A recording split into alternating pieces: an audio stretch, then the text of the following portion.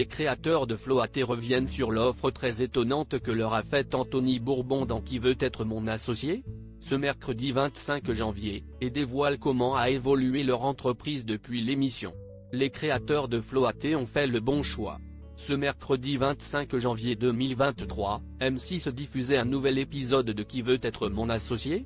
Avec, au casting, Thibaut et Philippe, un duo d'entrepreneurs venus présenter leur t-shirt pour enfants anti-noyade.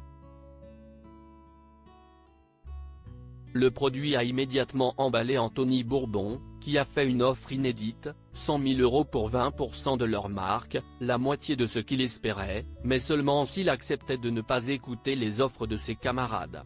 Un choix cornélien pour les deux entrepreneurs. Steve Recon s'est immédiatement demandé si ce n'était pas une erreur de ne pas attendre les propositions des autres investisseurs, mais, étant donné qu'on avait un délai de réflexion pour se poser, on en a profité, explique Thibaut à Télé Loisirs.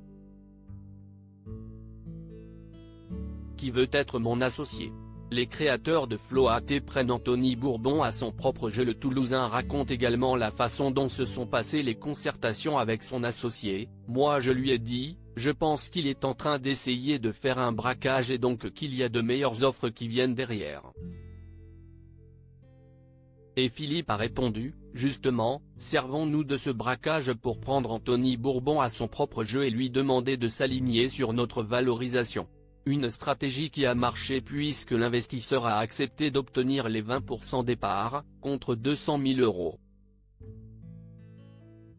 Heureusement qu'on a eu ce temps de réflexion pour pouvoir retourner la situation à notre avantage, se félicite Thibaut, qui assure que le risque pour eux était, tout de même très limité. En y réfléchissant, on s'est dit qu'on avait très bien négocié.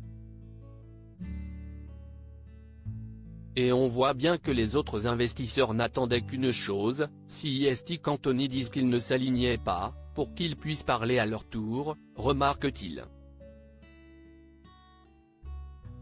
Les premiers clients de Floaté seront livrés au mois de mars. Une fois ce juteux marché conclu, Thibaut se réjouit de voir Floaté poursuivre son bout de chemin, notamment grâce à une première campagne de prévente à succès sur la plateforme de financement participatif, Ulule. On a même dépassé notre objectif. L'entrepreneur confirme aussi que la fabrication des t-shirts est en cours et que les premiers clients seront livrés au mois de mars, donc tous ceux qui passent commande jusqu'en mars seront livrés avant l'été. S'ils regrettent de s'être positionnés trop en retard pour que l'on trouve leurs équipements dans les rayons des grandes surfaces de sport cette année, tout cela devrait être mis en place pour 2024.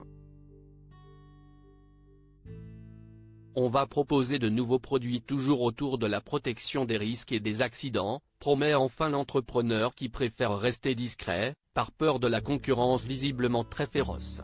À lire aussi Qui veut être mon associé ? Que devient Nelly de Beauty Mix, le coup de cœur de Jean-Pierre Nadir.